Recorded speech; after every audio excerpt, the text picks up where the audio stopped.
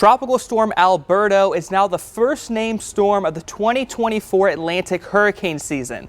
Alberto is now producing 40-mile-per-hour sustained winds as it makes its way towards Mexico's eastern Gulf Coast. The storm is about 300 miles south of Brownsville, Texas, already generating bursts of heavy rain and storm surges. The state's government is already enacting a large-scale emergency response. Many are now concerned about how much worse the damage can be if a full-fledged hurricane hits.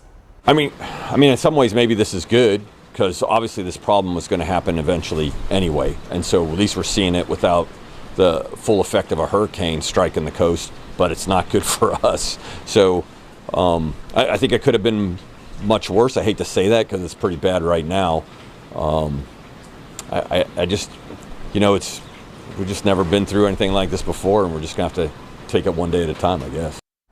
And experts are predicting an intense hurricane season with between 8 and 13 hurricanes expected to hit, largely due to the warmest ocean surface temperatures on record, with 8 to 13 hurricanes expected to hit. And Sean, this is a late start. It's actually the latest start to a hurricane season, or I should say the first named storm since 2014. So at least hasn't been that bad so far. Well, that could be really something. And take a look at this. This is live. A look at Houston, Texas right now as Tropical Storm Alberto, as you mentioned and we saw there, is already slamming the state. Governor Greg Abbott has ordered the Texas State Emergency Operations Center to a state of readiness of level 2, meaning it began 24-hour operations. And turning things back to southern Arizona, Storm Tracker 4 meteorologist Danny McFarland joins us, and the Storm Tracker 4 threat tracker is low right here. We're not talking hurricanes, but we are expecting at some point to experience some monsoon storms. Yeah, and I think chances today are looking better than yesterday when you and I were talking about this, because I have a small chance of rain every single day over the next 10 days. Wow, so it is really starting to stir.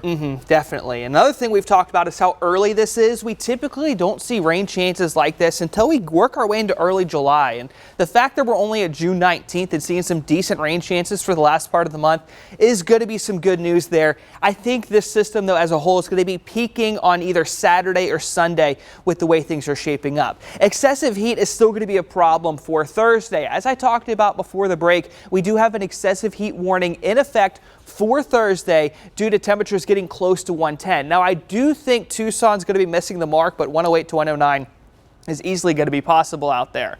Now, the next weather maker for us is going to be those monsoon storms headed our direction. The high and low aren't really in ideal spots whenever you look for monsoon storms. You'd rather have the high pressure center over the four corners, but it is going to be enough to send some humidity our way over the next couple days. And I do think Tucson has one of the better chances for the rain chance out there for tomorrow, and that's why I have their monsoon prediction index set at a 2. Now, one thing I want you to keep in mind here over the next 10 days when we have these chances is that whenever we do have monsoon start off, you want to look closer towards the border with Mexico for the strongest and best storms, because typically you start to see things develop in northern Sonora before you start to have those same kind of storms here in southern Arizona. So for at least tomorrow, if any stronger thunderstorms pop up, it's going to be Sierra Vista. But as a whole, I'm just not seeing enough energy out there for these storms to turn into severe storms as a whole. All right, so working your way into Thursday early afternoon, this is going to be your first good chance of rain. Something else I want to point out about these storms is that they are going to be heavily reliant on the mountains to develop. So what you're going to have is some warmer temperatures in spots like Oro Valley and the foothills.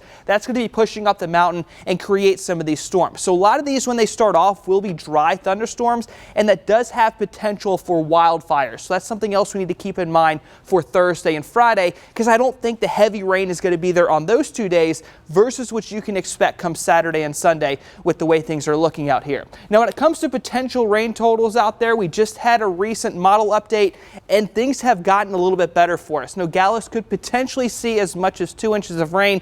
Same thing with other portions of Santa Cruz County, and the city of Tucson has increased quite a bit since we last had this updated.